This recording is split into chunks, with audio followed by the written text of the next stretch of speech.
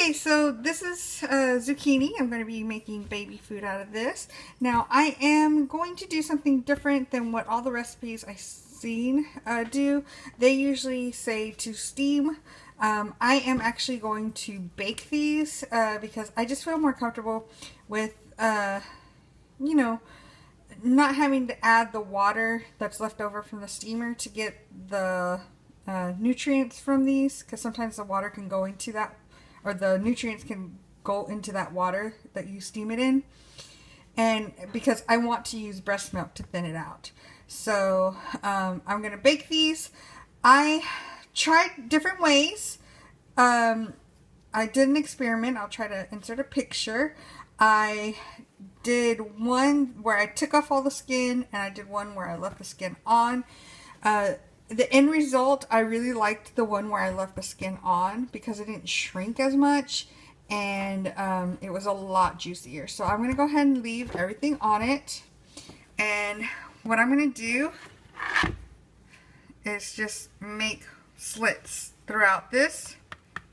Not like that, but you know, a little bit better.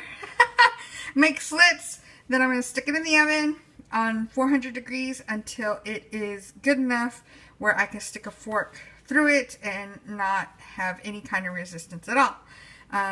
It just depending on the size of the zucchini or the vegetable that you're using, it will decipher how long you're going to leave it in there. So yeah, I'm going to go ahead and do that, then pop this in the oven. Okay, so my zucchini is going in the oven. Now you can put photo paper on a pan, and then you would have to like turn them around consistently so it can cook through thoroughly.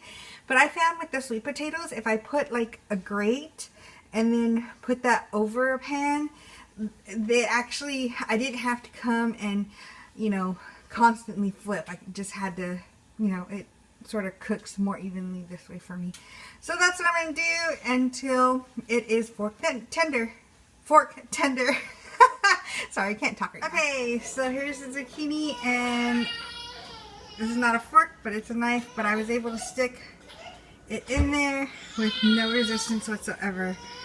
I'm going to take this out and let them cool down a little bit and go take care of Sophia. So I'll be right back. Okay, so here's our zucchini. It's really, really loose. So I'm going to try to cut this a little bit so you can see the texture that's on the inside.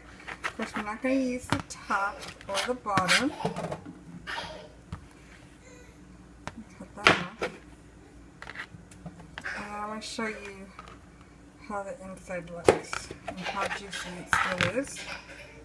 So you can sort of see that it's still really juicy.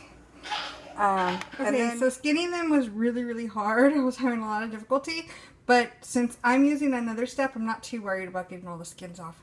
So I have this. I'm going to stick them in the processor, and I'm going to blend them, and then I'm going to strain it, and that will get all the rest of the clumpiness out, and it's also going to get all the skins out. Okay, so as you can see, I decided to go with my blender. It was just way too, my food processor's tiny, so yeah. So I'm going to go ahead and put it in and just sort of...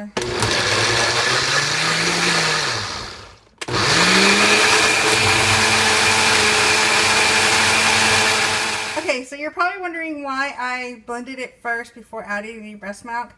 And the reason for that is because I wanted to see how much liquid I would actually use or need. So this is what it looks like without breast milk. I'm going to add the breast milk to it. And then blend it up so it's a really nice consistency. Okay, so this is what I'm left with. It's a nice, like, I don't know, green color. If you're wondering, this is what it looks like if you take off the skins. I did this as a test run. So what I'm going to do now is I have my strainer.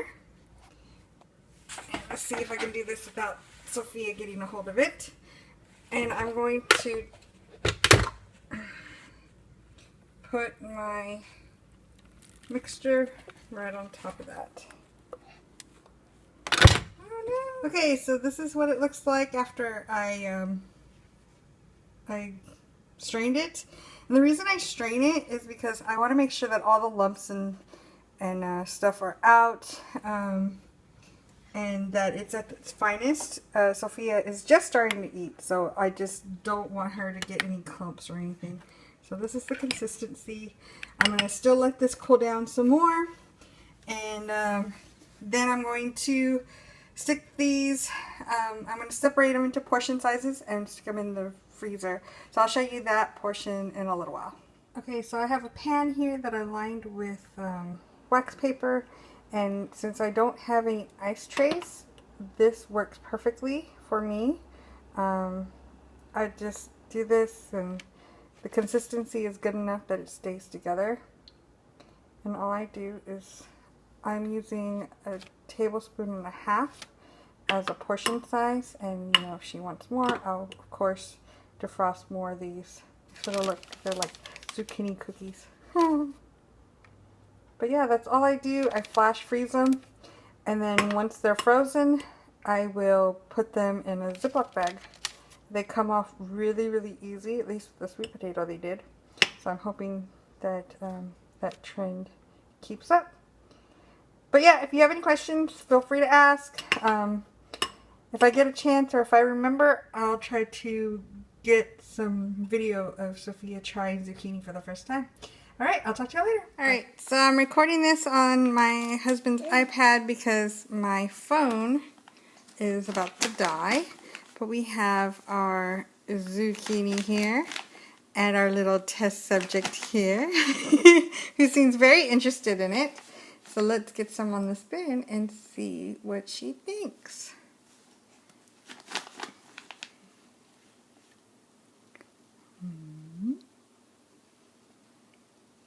What do you think, Mama?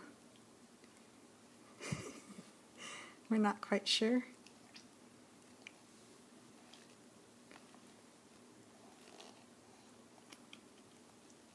I don't know, when she eats, she always sticks her fingers in her mouth with the spoon. So I always have to move it out of the way.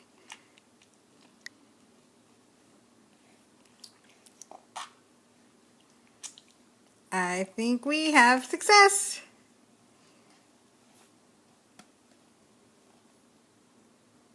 Let's see. Let's try it again. Well, she's not spitting it out. I think she likes it.